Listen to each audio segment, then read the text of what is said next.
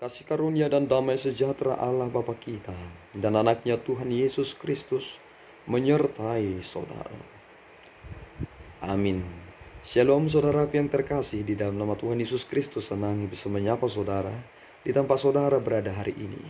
Dalam dimensi yang berbeda tetapi dalam dunia yang sama.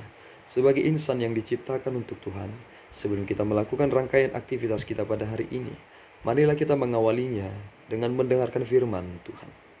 Firman Tuhan kita di pagi hari ini terdapat di 1 Korintus 15 ayat yang ke-58. Begini firman Tuhan. Karena itu saudara-saudaraku yang kekasih, berdirilah teguh, jangan goyah, dan giatlah selalu dalam pekerjaan Tuhan. Sebab kamu tahu bahwa dalam persekutuan dengan Tuhan, jerih payahmu tidak sia-sia. Terima kasih, sekian firman Tuhan. Saudaraku yang terkasih di dalam nama Tuhan Yesus Kristus, saat Yesus Kristus bangkit dari kematiannya, maka babak baru telah dimulai. Adam yang memiliki tubuh jasmani, ia tetap mati, ia masih belum dibangkitkan.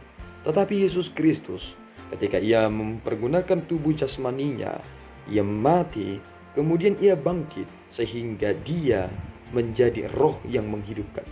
Sumber dari keselamatan kita berasal dari Allah di dalam Kristus, sehingga iman kita telah membuat kita dilahirkan kembali. Sama seperti Kristus yang bangkit dari kematiannya, itu menjadi bentuk bahwa kita telah dilahirkan kembali. Iman kita tidak menjadi iman yang sia-sia.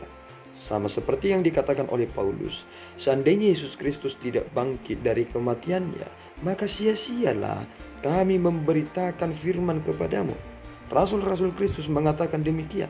Tetapi Kristus telah bangkit dari kematiannya. Ini menjadi sumber sukacita kita yang pertama, dan ini menjadi sumber sukacita kita yang seutuhnya. Diawali dengan kebangkitan Yesus Kristus, ini memberikan kita ruang berpijak. Ketika kita semakin memahami ini, maka kita akan mengerti tentang kualitas hidup. Dan ketika kita memahami ini, maka kita akan melihat suatu kepastian.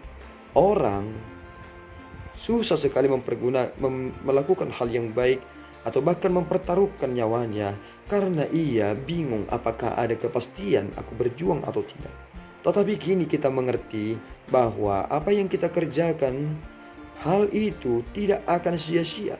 Persekutuan kita dengan Allah dalam jerih payah kita tidak akan sia-sia. Ketika kita melakukan banyak hal, berusaha yang terbaik, kita dihargai.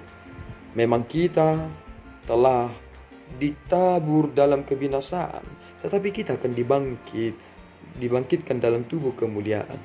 Inilah yang menjadi upah kita.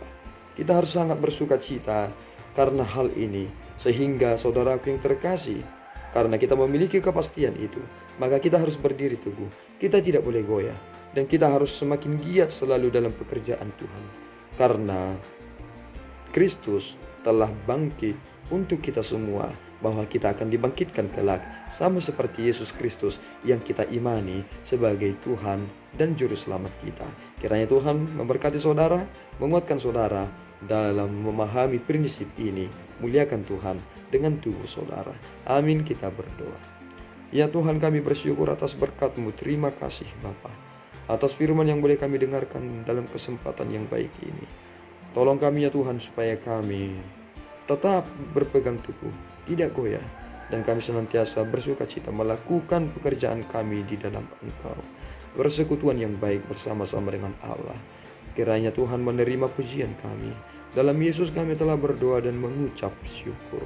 Anugerah Tuhan kita Yesus Kristus, kasih setia Allah Bapa, dan persekutuan Roh Kudus menyertai saudara. Amin. Tuhan Yesus memberkati.